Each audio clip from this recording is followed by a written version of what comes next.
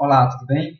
Esse é mais um vídeo que visa ensinar técnicas de estatística e de psicometria a partir da utilização de softwares. Esse é o primeiro vídeo de 2017 e então feliz ano novo. E esse vídeo é uma exata continuação do vídeo anterior, onde eu mostrei como apresentar os resultados de uma pesquisa que utilizou escalas Likert. Eu mostrei naquele vídeo que a melhor forma é você apresentar a mediana e as proporções de aderência àquilo que foi perguntado. Se você não viu aquele vídeo, é importante que você veja para que você entenda, step by step, aquilo que a gente está fazendo. É importante deixar bastante claro que algumas pessoas também perguntaram como a gente faz teste de hipóteses com escala Likert. Meio que há um pouco de revelia acadêmica, eu vou mostrar isso num próximo vídeo, mas em especial esses vídeos todos eles são muito mais hands-on, o que significa que eu mostro como fazer, como analisar esses dados, e não por que analisar esses dados das formas que eu vou mostrar nos slides. Na verdade, um artigo ele tem como missão apresentar o que foi feito e como foi feito, enquanto um livro tem como missão explicar o porquê aquilo ali deve ser feito. Esses vídeos todos eles têm uma pegada muito mais operacional, uma pegada muito mais prática. Bom, vamos lá, né? Aqui está o nosso passo a passo. Opa, aqui está o nosso pressuposto. Bom, um pouco de teoria, né? Não dá para fugir. Bom, primeiro pressuposto. Todos esses pressupostos são bem elencados em diversos livros, depois eu deixo as referências. O primeiro é como é seu instrumento. Você está trabalhando com um teste, com uma escala, com um inventário. A título geral, um teste sempre tem um item que, se marcado, ele pode ser visto como correto ou incorreto. Normalmente a gente pontua 1 como item correto e 0 como item incorreto. Então, se um instrumento é um teste, tem itens corretos e incorretos. Se um instrumento é uma escala, por exemplo, a escala Likert, ela mostra uma taxa de aderência àquilo que foi perguntado. E normalmente começa em discordo totalmente até concordo totalmente. O inventário, esse termo inventário é muito relacionado com instrumentos relacionados à saúde e à personalidade, enquanto escala é muito relacionado com instrumentos relacionados a crenças, atitudes, valores. Esses dois instrumentos, tanto o inventário quanto uma escala, muitas vezes têm esse nome compartilhado entre autores. Então, de fato, nós podemos saber se temos um teste ou se temos uma escala no geral, tá bom? No caso, escalas, principalmente as escalas de atitude, a pergunta do tipo, está valendo um traço latente, tal como memória, atenção, inteligência? Está valendo uma opinião, está valendo uma atitude, mas está valendo um traço latente? A gente pode considerar que isso é um traço latente? Bom, essa pergunta é uma pergunta difícil de ser respondida e certamente nós teríamos um debate extremamente longo e talvez até pouco produtivo se estamos avaliando um traço latente, que traço, por ser traço latente por definição é algo não observado diretamente, ou se nós estamos avaliando qualquer outra coisa. Bom, certamente nós estamos avaliando alguma coisa aqui. E depois, qual o nível de medida que esses instrumentos estão trabalhando? Bom, os estatísticos pulam quando a gente faz análises paramétricas em instrumentos que avaliam atitudes, por exemplo. Já os psicólogos defendem veementemente que esses instrumentos eles podem avaliar de uma maneira quase que contínua numa dimensão psicológica. Então, de certa forma, essas discussões acadêmicas são extremamente importantes, devem ser traçadas em fóruns específicos, mas certamente nesse momento a gente vai dar um salto e a gente vai fingir que isso ainda não existe. A gente vai de uma maneira muito mais prática. De certa forma, nós temos aqui nossa pesquisa, que foi feita em São Paulo, uma escala Likert, lembre-se, não uma escala tipo Likert, é uma escala Likert. A gente está avaliando ali as atitudes favoráveis ou desfavoráveis a políticas empresariais e a gente está utilizando o nível de medida, por enquanto, ordinário. Perguntas clássicas em relação aos pressupostos da teoria de resposta ao item, ou Item Response Theory. A pergunta mais clássica é: esse instrumento é unidimensional? Bom, tudo começa nesse pressuposto. Se é unidimensional, a gente faz uma TRI unidimensional.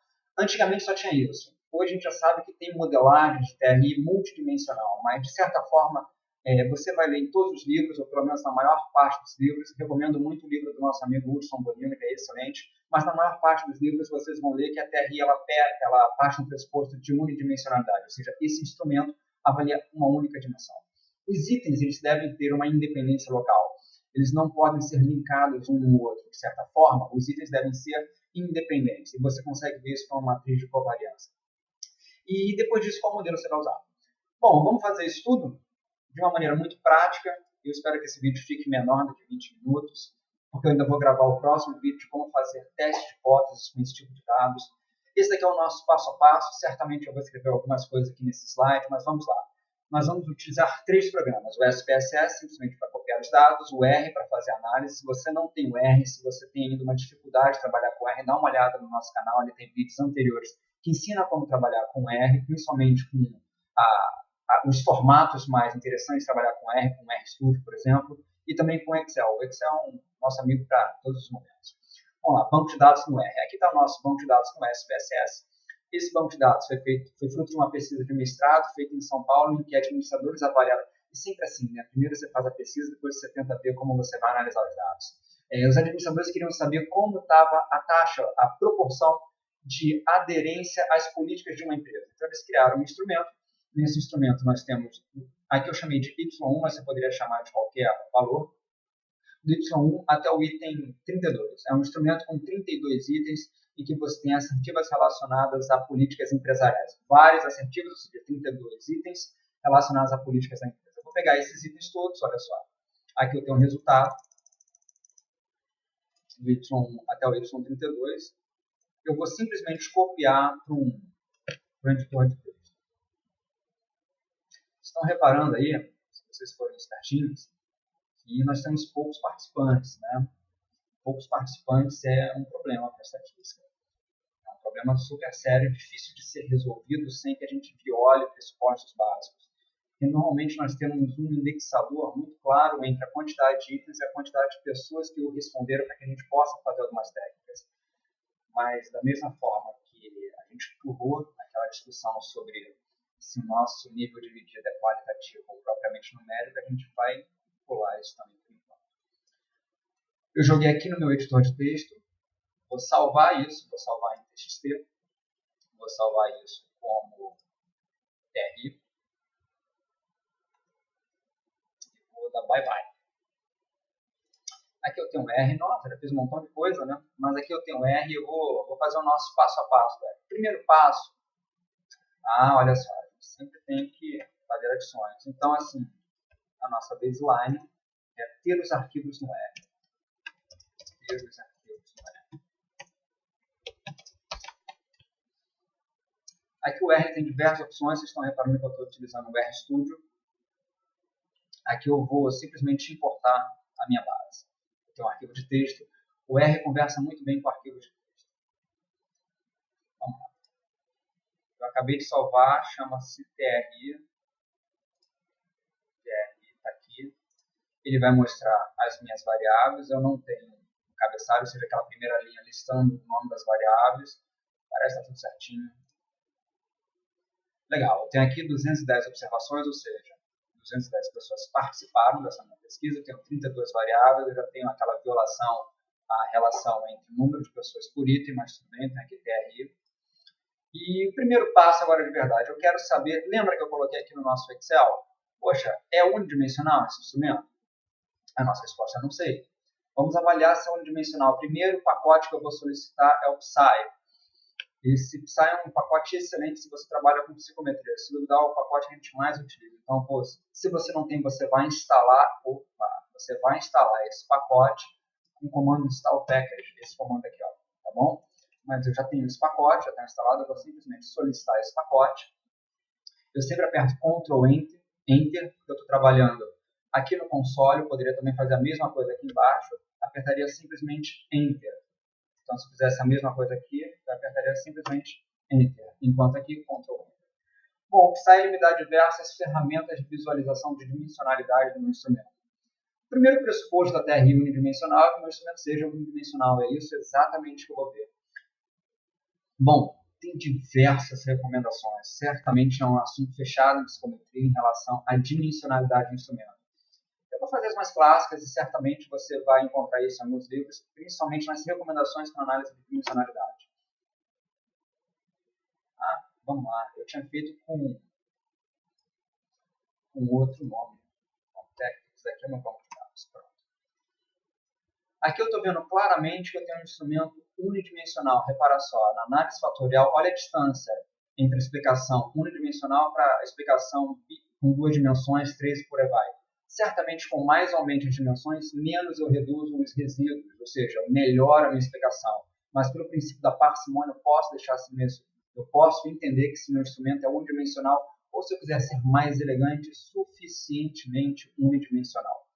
Bom, análise fatorial e componentes principais não são as mesmas coisas, pelo amor de Deus, não confunda mais isso. Tem uma pequena diferença, e tem uma diferença também em relação à ideia por detrás. Uma análise fatorial, a dimensão explica a resposta aos itens, o que é totalmente invertido num componente principal. Bom, esse foi o meu primeiro comando na livraria, no pacote Psy, e eu também posso fazer uma análise paralela, repara só, que ele vai fazer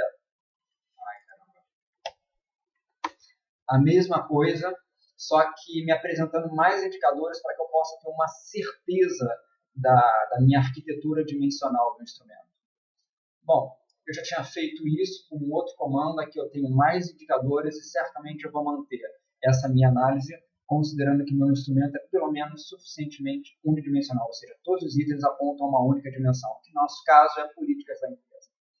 Bom, feito isso, eu vou passar para o meu passo 3 aqui. Criar modelos. Nossa, estou super analfabeto.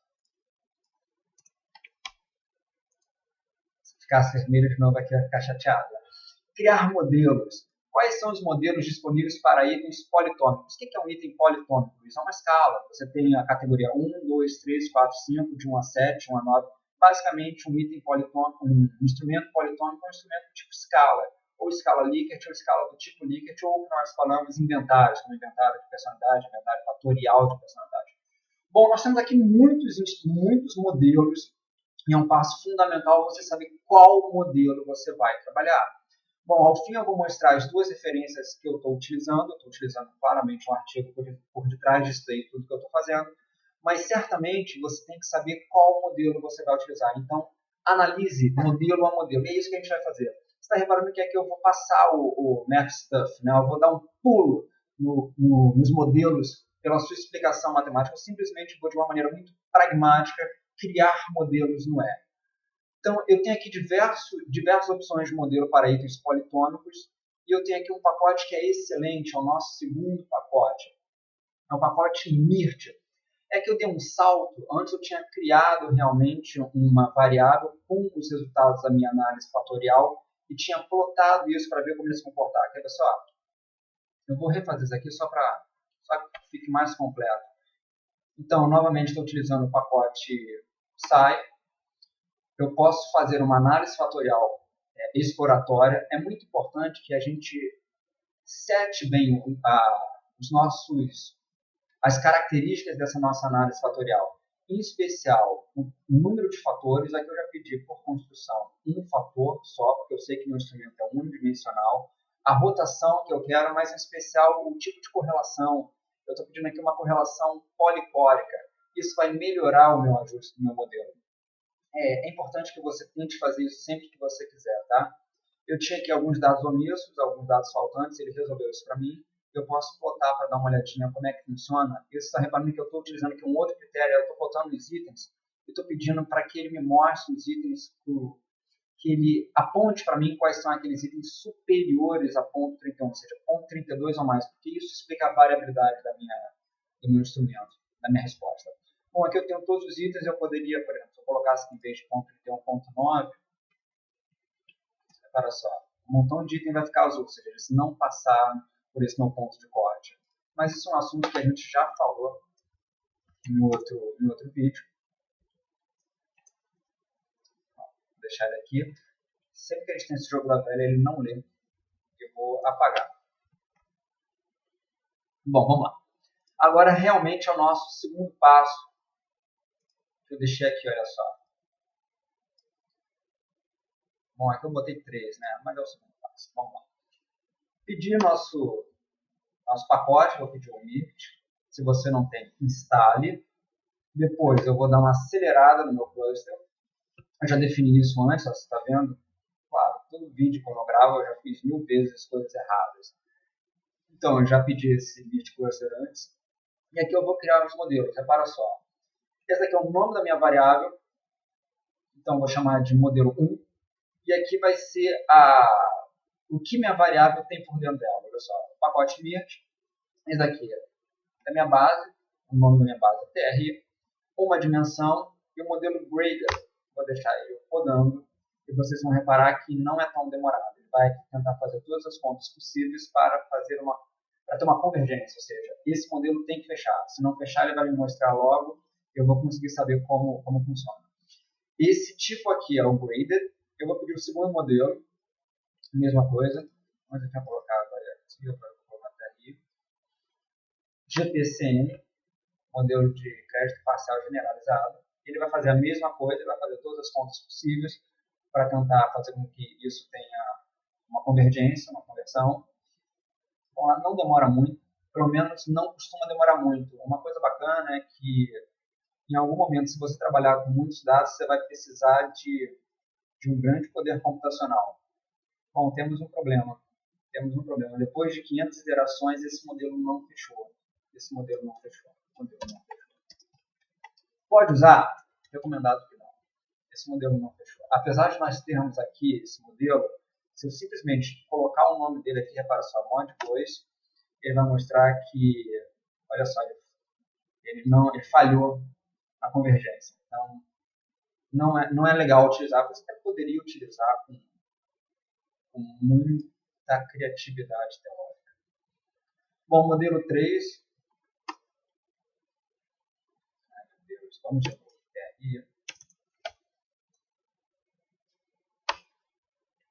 Lembrando que esses modelos todos, eu vou deixar aqui fazendo as contas, eu vou mostrar aqui o PowerPoint. Esses modelos todos, eles estão aqui, são modelos politômicos. Primeiro modelo de crédito parcial, eu não cheguei a pedir esse, eu pedi simplesmente, eu estou pedindo agora o rating, eu pedi o crédito parcial generalizado, eu pedi o graded response. Eu tenho todos esses modelos aqui, então, graded, o crédito parcial generalizado e o primeiro, o RSM, Rating Scale. Vamos deixar ele fazer as contas dele. E então logo a gente tem esses modelos criados, a gente consegue ver esses modelos todos aqui no nosso ambiente de trabalho do R. Você pode alterar toda essa disposição de ambiente de trabalho no R mexendo nas configurações do RStudio. Tá? Tem aqui esses três modelos criados. Tão importante quanto você tem um modelo é você saber se esses modelos, qual é o melhor modelo, quais são os indicadores de ajuste de modelo desses modelos e quais são os indicadores em relação à comparação dos modelos. Na verdade, eu dei um salto aqui, ó. Vou mostrar novamente o PowerPoint para deixar bastante claro. Agora, fit modelo e entre os modelos. Eu não fiz o fit do modelo, eu poderia fazer aqui, ó, fit do modelo. Uma estatística interessante é o M2. O M2 me dá esse fit do modelo. Ó. Repara só. O M2 para o modelo 1 é o M quadrado, né? Aqui eu tenho o M2 para o modelo 2.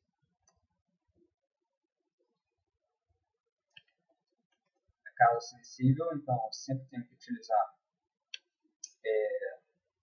de acordo com maiúsculas e minúsculas, M2 do modelo 3.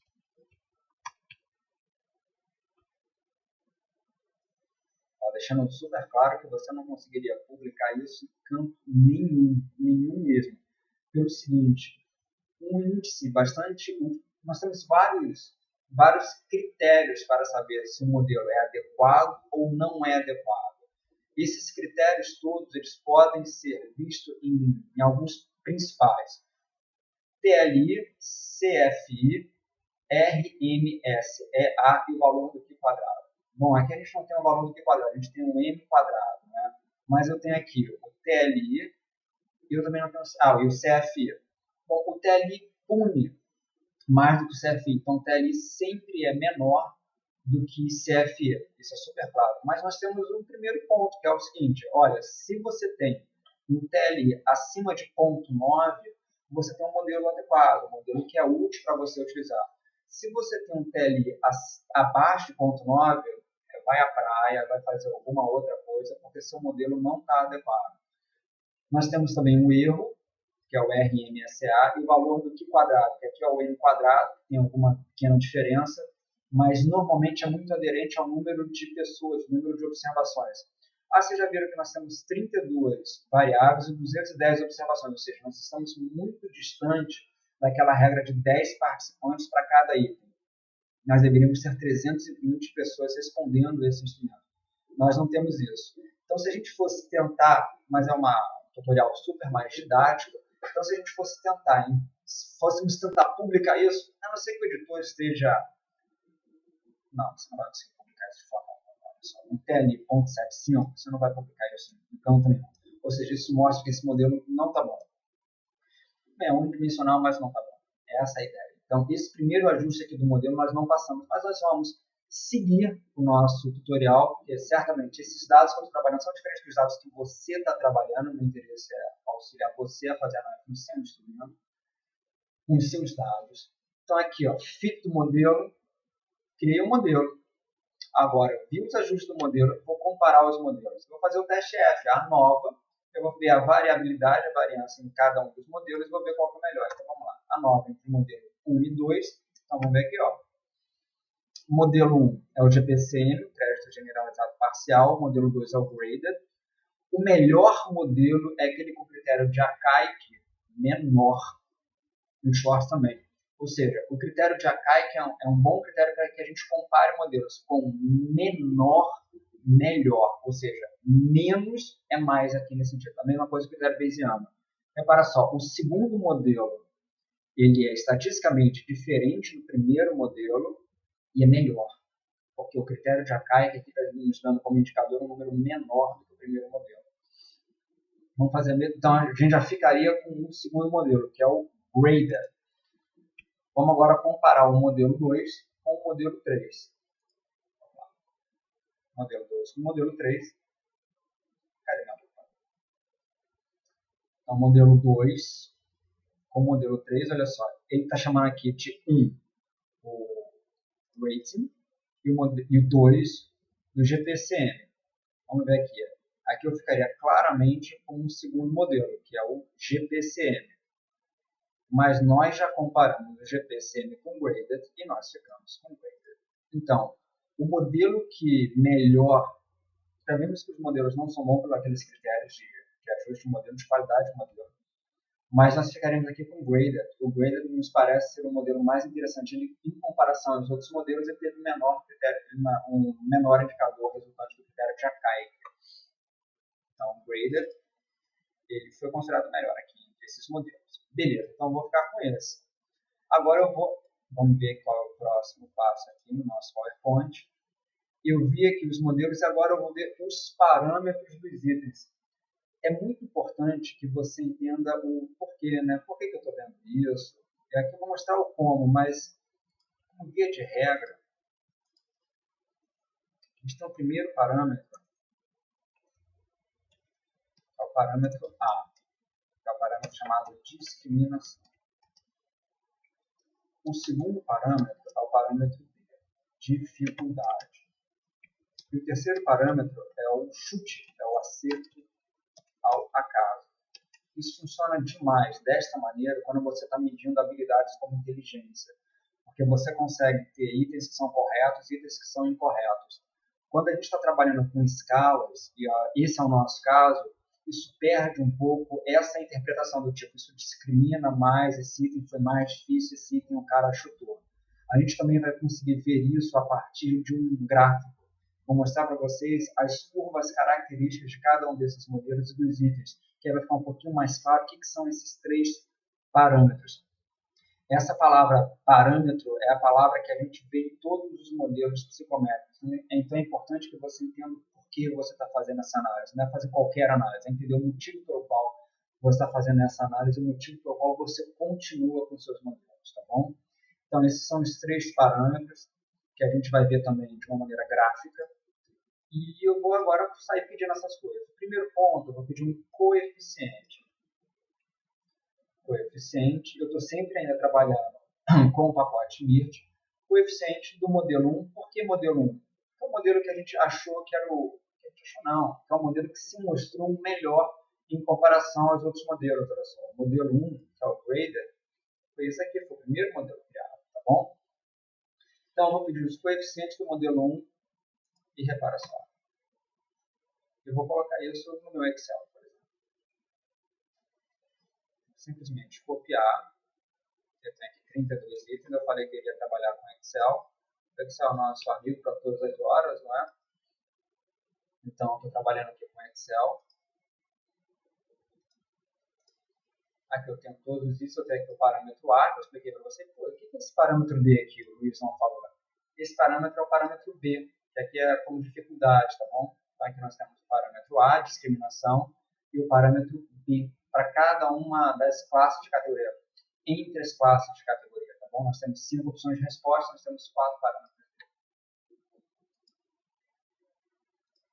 Eu posso fazer a mesma coisa, mas tem uma análise fatorial e teoria de resposta ao item conversam bastante. Inclusive, pelo pacote MIRT, eu consigo ver as cargas fatoriais de cada um desses itens. E é isso que eu vou pedir, olha só. Em vez de pedir um coef, agora eu vou pedir um summary. Vou colocar o meu modelo aqui, depois de parênteses. Vou pedir para que ele tire do meu output qualquer item abaixo do ponto 31. 31, porque esse 31. Eu já tinha utilizado aqui o ponto 31, né, em algum canto, agora não lembro. Mas eu já tinha utilizado esse ponto 31. Então, é o seguinte, um dos critérios para você saber se um item pode estar adequado ou não é justamente a sua carga fatorial. Cargas fatoriais devem ser iguais ou maiores que o ponto 32. Pela explicação da variabilidade. Bom, tem aqui, vou novamente copiar. Eu já sei que esses itens são maiores do que ponto 31, porque eu já tinha feito isso com o meu outro pacote, o Psy, vou colocar aqui também no Excel. Beleza, vou passar esse aqui para as colunas. Isso aqui. Então, eu tenho os itens em relação aos seus parâmetros pela TRI e os itens em relação à sua carga fatorial e comunalidade. Bom, pedi isso e eu posso plotar cada... Ah, não, desculpa. Eu deveria melhorar esse slide aqui. Eu vou melhorar aqui, olha só. Ver o parâmetro dos itens como ver o parâmetro dos itens e do instrumento como... Não, tá bom. Vamos lá. Quando eu falo ver o instrumento como um todo, é analisar os itens. E analisar os itens significa analisar cada um dos itens. É exatamente isso que eu vou fazer, olha só. Eu pedi o coeficiente, que me deu todos os indicadores da TRI. Eu pedi um summary, que me deu a minha carga fatorial dos itens. Eu sei que os itens acima de 0,32 têm uma carga fatorial boa, então eu mantenho esses itens no meu instrumento. Mas agora eu quero saber se cada um dos itens ele comporta estar num modelo que considerou que eles são unidimensionais. Vou pedir o fit de cada um dos itens. Nós temos uma hipótese nula que esse item é bom. Então, valores que não rejeitam a hipótese nula são ideais para a gente. Na maior parte da estatística, a gente quer um valor de P menor do que 0,05, porque a gente está vendo diferença entre grupos, diferença entre tratamentos, diferença entre remédios, diferença entre abordagem psicológica, por aí vai. Mas na psicometria, a hipótese nula é o modelo é bom, o modelo é adequado. Então vamos ver aqui, olha só. Nós temos os 32 itens, e aqui ele vai mostrar o item 1, um valor de Q quadrado sinal, os graus de liberdade e o valor de P. Se eu rejeitar a hipótese nula, eu estou rejeitando que o modelo é bom. Então você fala, poxa, eu rejeitei a hipótese nula aqui, não é uma boa notícia. Se eu não rejeitar a hipótese nula, ou seja, se eu tiver um valor de P maior do que 0,05, vou escrever aqui, aqui o ideal é que P seja maior do que 0,05, que é o contrário da estatística, tá bom? Da estatística frequentista, que a gente quer um P menor do que 0,05, aqui o ideal é P maior do que 0,05, ou seja, falhar em rejeitar a hipótese nula. Então, item 1, nós falhamos em rejeitar a hipótese nula, que bom. O item 2, a mesma coisa. O item 3, não. O item 3, nós rejeitamos a hipótese nula. Na verdade, você já começa a nos apontar, eu estou vendo que temos outros itens, olha só, o item 14, nós também rejeitamos a hipótese nula, o item 13, nós rejeitamos a hipótese nula. Isso começa a apontar que talvez seja ideal não ter um modelo que considere esse instrumento como unidimensional. Ou seja, nós temos dois relógios marcando horas diferentes. Para qual que a gente vai ficar, esse é um critério seu, o pesquisador que está trabalhando com seus dados. Aqui, por ser algo muito mais no esquema de um tutorial, eu quero mostrar para vocês que isso existe, como se faz.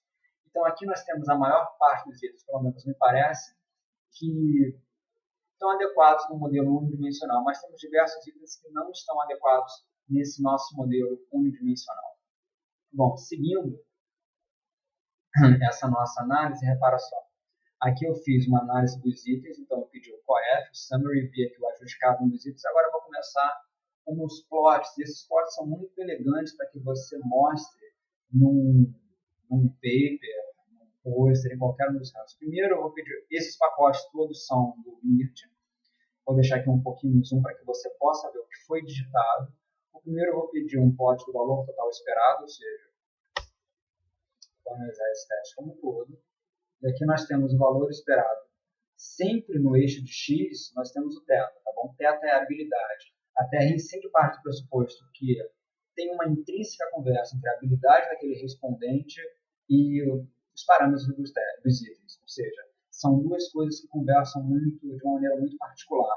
Agora, a gente está avaliando um θ, ou seja, esses itens estão avaliando um θ da mesma forma que inteligência? Essa é aquela discussão que a gente não vai fazer. Mas se você estiver analisando, se você tiver em mãos os dados relacionados a um instrumento de inteligência, certamente sim. Bom, então esse é o primeiro passo, o primeiro plot aqui, é o score esperado. O segundo plot é o erro. Vamos ver aqui. Bom, aqui a gente vê que teve um incremento de erro a partir do θ mais ou menos 4, ou seja, com maior o θ, maior a gente tem um incremento desse erro standardizado. O terceiro plot, não existe, eu escrevi aqui errado. Agora sim a gente pode pedir um terceiro plot. Aqui ele vai mostrar todos os itens. Eu posso pedir isso individualmente. E no pacote MIRT, esse trace só serve para modelos unidimensionais. Então aqui eu tenho, olha, é super bom, não é fácil, mas é simples. É simples entender que nós temos aqui no X, lembra, eixo de X, eixo de Y, eixo de X. Aqui, nas suas abscissas, nós temos teoricamente vai de menos infinito a mais infinito, mas a gente, por uma convenção acadêmica, a gente coloca que a habilidade do participante vai de menos 4 a mais 4, a menos 6, a mais 6 e por aí vai. Então, no eixo de x você sempre vai ter um θ, tá bom? E no eixo de y, ou seja, nas suas ordenadas, sempre você tem a probabilidade de endosso ao item, tá? No caso, aqui endosso a categoria do item. Então, veja só, nós temos aqui 1, 2, 3, 4, 5. Vamos ver de novo. 1, 2, 3, 4, 5. Nós temos essas 5 curvas que são relacionadas às categorias de respostas possíveis da onde? Da minha escala Likert. A minha primeira categoria era discordo totalmente, a minha segunda era discordo parcialmente, a minha terceira estou neutro em relação a esse item, a minha quarta era concordo parcialmente, finalmente, a minha quinta era concordo totalmente. Acho que foi certinho. Bom, então aqui embaixo nós temos o θ e aqui a probabilidade de endosso ao item. Esse é o trace e só serve todos os itens e só serve para modelos unidimensionais. Agora eu posso fazer o plot específico, ou seja, item a item. Bom, se eu quiser apresentar o item 1, por exemplo, eu posso plotar o item 1 e aqui eu vou ter. Eu vou até mostrar para vocês como é.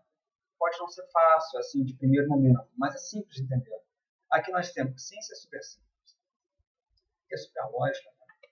Aqui nós temos o θ, ou seja, a habilidade que é representada pelo θ, pela letra grega θ, e aqui nós temos a probabilidade de endosso ao item. Vai de 0, ou seja, o cara não vai marcar nesse item, ou 1, o cara vai marcar nesse item. Agora, isso aqui é dado um cluster, que são as categorias. Então, a primeira categoria é o discordo totalmente, discordo parcialmente, estou neutro, concordo parcialmente, concordo totalmente. Veja só, com maior o θ do participante, vou dar um zoom para ficar super fácil. Com maior o θ do participante, menor é a chance, é a probabilidade que o camarada tem em marcar na primeira categoria, que é discordo totalmente para o item 1. O que o item 1 fala? Vamos ver lá. Vou aqui retornar ao meu SPSS.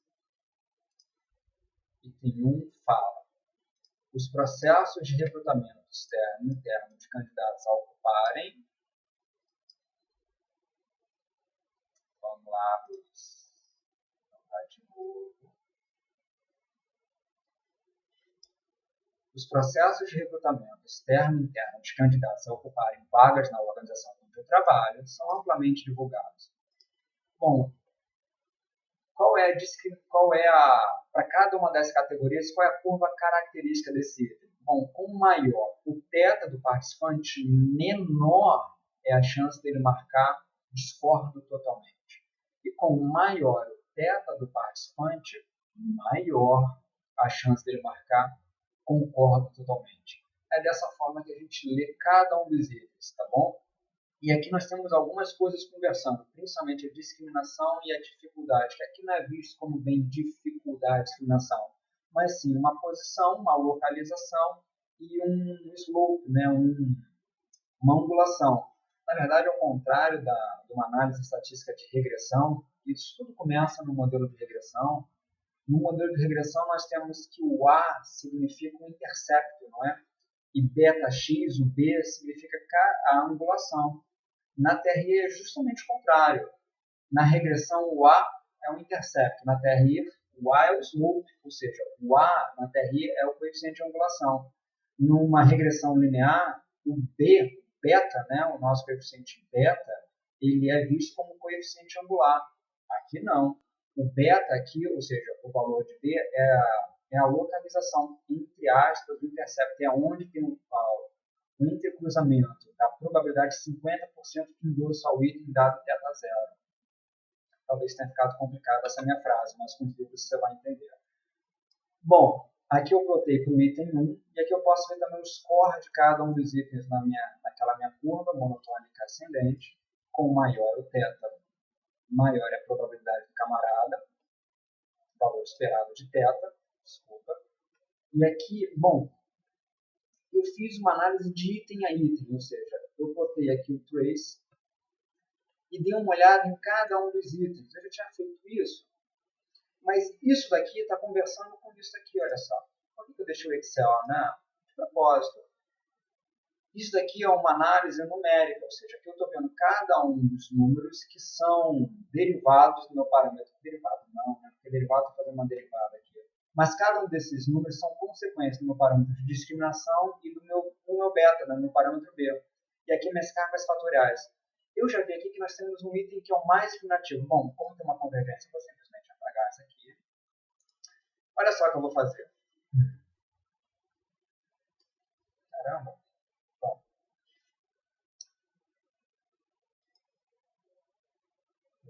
início, classificar. Eu vou classificar pelo item que tem a maior discriminação, ou seja, o maior A. Ou seja, o item 8, vou marcar, é o item que melhor discrimina os participantes dado suas habilidades.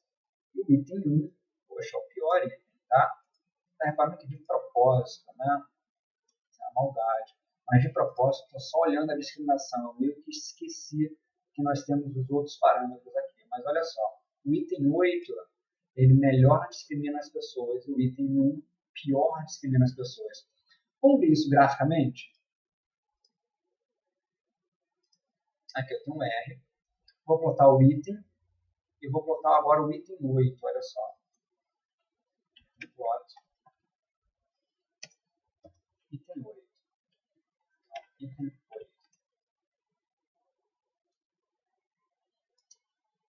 Repara que aqui no item 8, nós temos claramente uma discriminação entre duas curvas.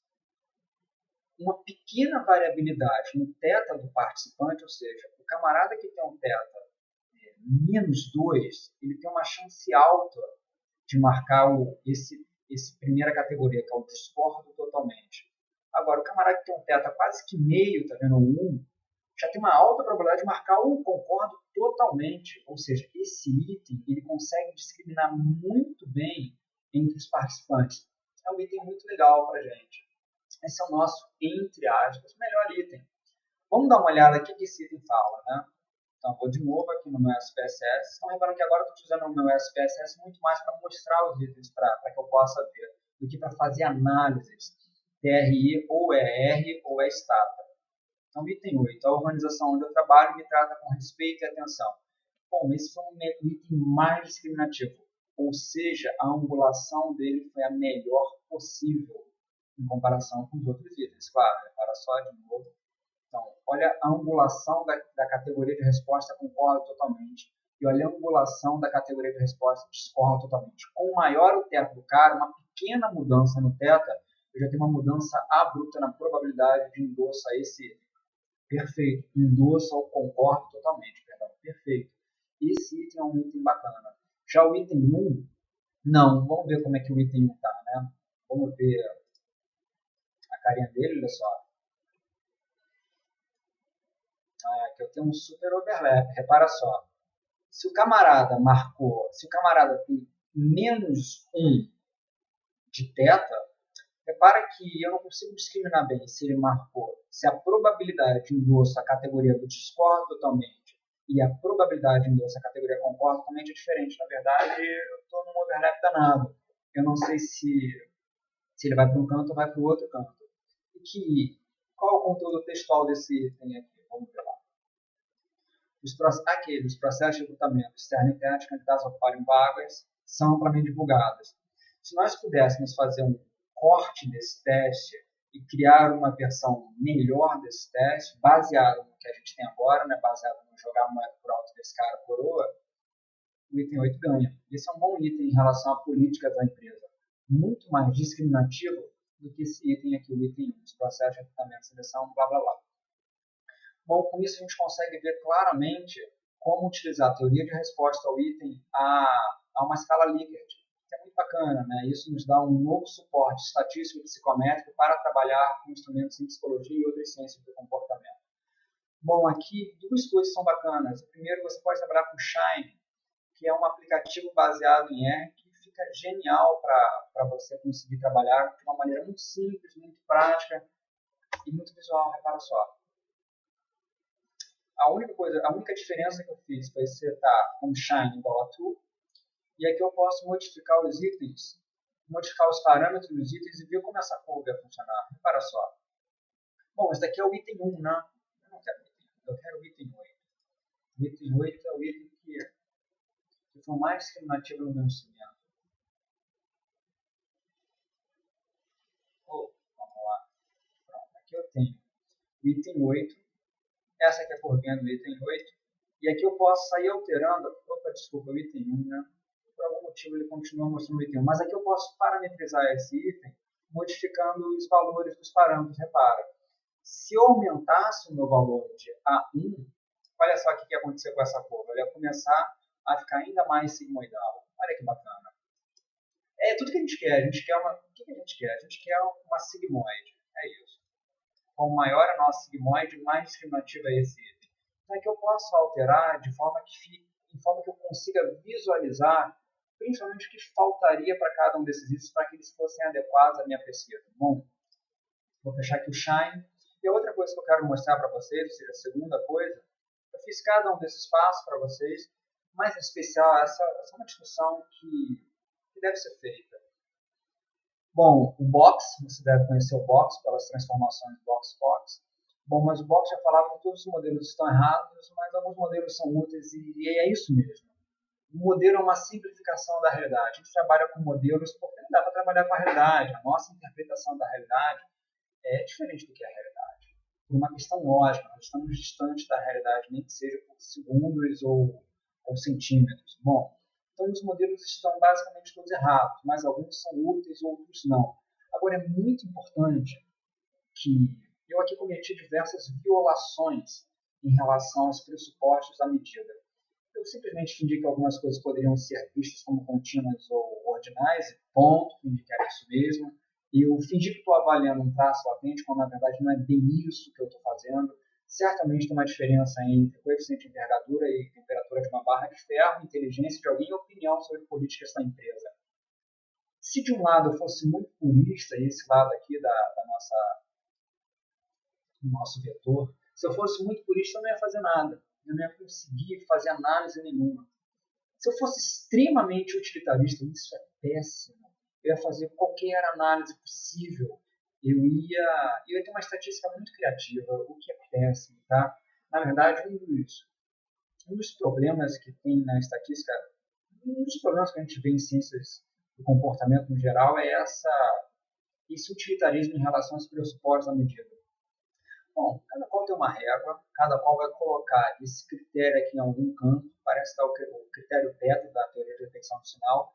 Eu vou chamar esse critério de um critério pragmatismo, mas um critério pragmático honesto, alguma coisa nesse sentido. Você pode colocar mais para cá, você vai ter uma estatística mais criativa, ou você pode colocar mais para cá, você vai ter uma grande dificuldade em fazer análise, você vai acabar trabalhando muito mais com os modelos teóricos, teoria e matemática, é como a gente explica esses modelos em funcionamento e não uma elucubração hipotética. Então, você vai ter que saber onde o seu critério vai ser colocado. Em especial, eu trabalhei aqui com dois PDFs. O primeiro é esse, que eu vou deixar no site da Nova.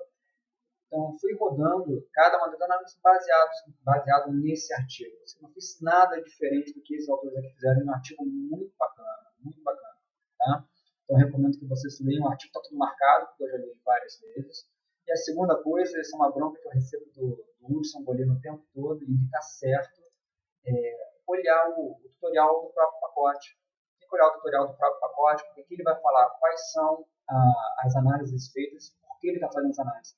Inclusive, nós sabemos que tem uma correlação extremamente linear e positiva e forte entre análise fatorial e teoria de resposta ao item, mas sempre que a gente roda uma análise fatorial utilizando, por exemplo, PSI, com uma correlação mesmo do tipo policórico, e quando a gente faz essa mesma análise utilizando MIRT, não dão os mesmos valores, não, valores muito próximos. E eu descobri isso hoje, assumo que descobri isso hoje, porque uma faz uma correlação policórica.